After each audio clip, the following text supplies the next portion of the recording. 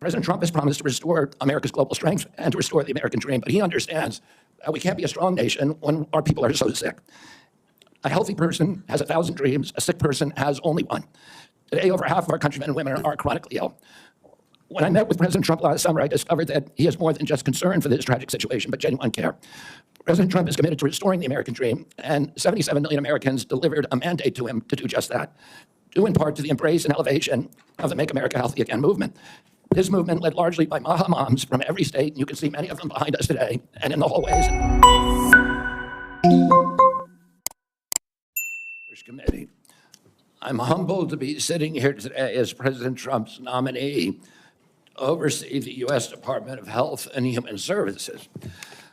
I want to thank President Trump for entrusting me to deliver on his promise to make America healthy again.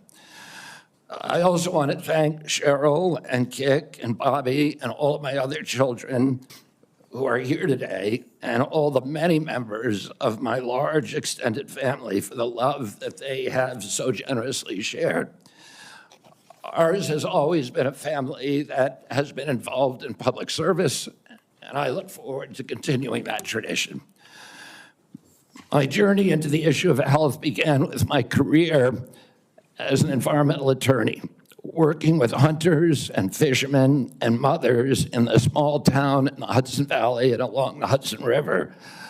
I learned very early on that human health and environmental injuries are intertwined. The same chemicals that kill fish make people sick also.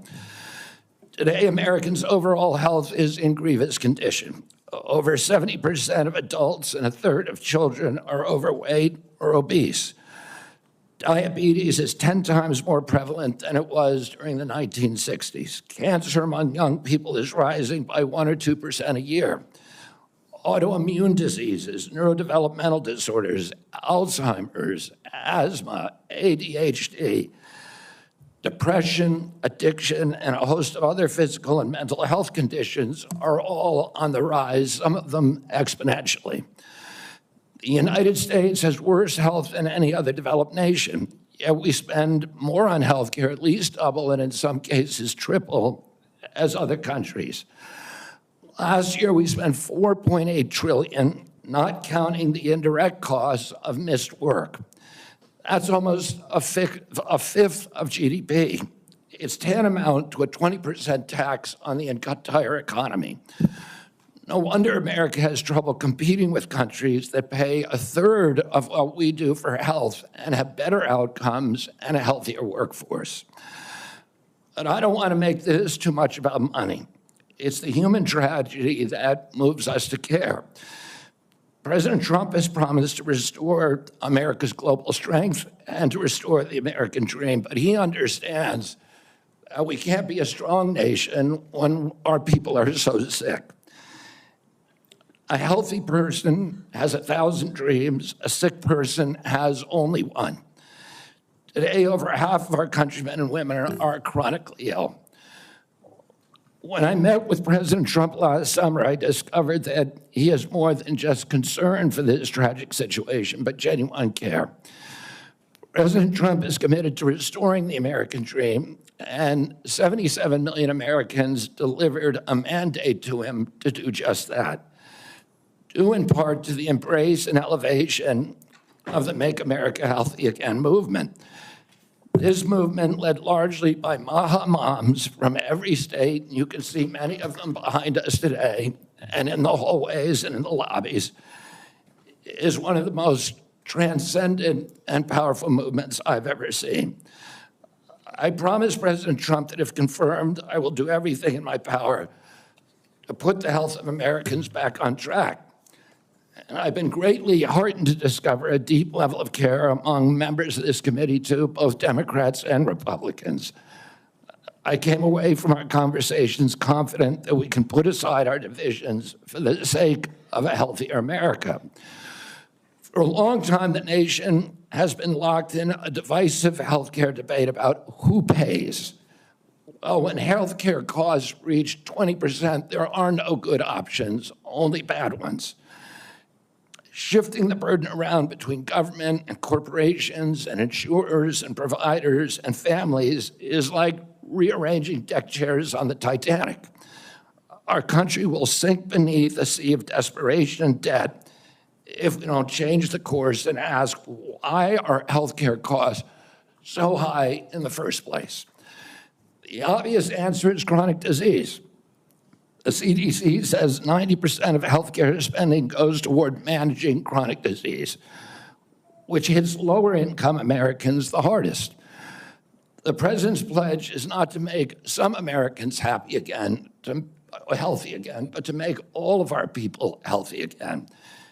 There is no single culprit in chronic disease. Much as I have criticized certain industries and agencies, President Trump and I understand that most of their scientists and experts genuinely care about American health. Therefore, we will bring together all stakeholders in pursuit of this unifying goal. Before I conclude, I want to make sure the committee is clear about a few things. News reports have claimed that I am anti-vaccine or anti-industry. I am neither. I am pro-safety.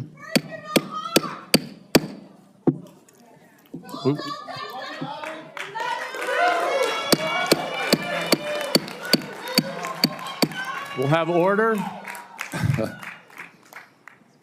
Please proceed, Mr. Kennedy. I am pro-safety. I worked for years to raise awareness about the mercury and toxic chemicals in fish, and nobody called me anti-fish. And I believe that that vaccines play a critical role in healthcare.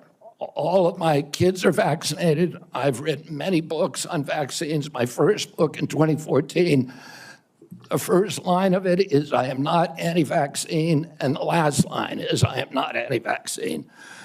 Nor am I the enemy of food producers. American farms are the bedrock of our culture, of our politics, of our national security. I was a 4-H kid, and I spent my summer working on ranches. I went to work with our farmers. I want to work with our farmers and food producers to remove burdensome regulations and unleash American ingenuity. MAHA simply cannot succeed without a partnership, a full partnership of American farmers. In my advocacy, I've often disturbed the status quo by asking uncomfortable questions. Well, I'm not going to apologize for that. We have massive health problems in this country that we must face honestly. And the first thing I've done every morning for the past 20 years is to get on my knees and pray to God that he would put me in a position to end the chronic disease epidemic and to help America's children. That's why I'm so grateful to President Trump for the opportunity to sit before you today and seek your support and partnership in this endeavor. I will conclude with a promise. The members of this committee, to the President, and to all the tens of millions of parents across America, especially the moms, who have propelled this issue to center stage. Should I be so privileged as to be confirmed, we will make sure our tax dollars support healthy foods. We will scrutinize the chemical additives in our food supply. We will remove financial conflicts of interest from our agencies. We will create an honest, unbiased, gold standard science at HHS, accountable to the President, to Congress, and to the American people.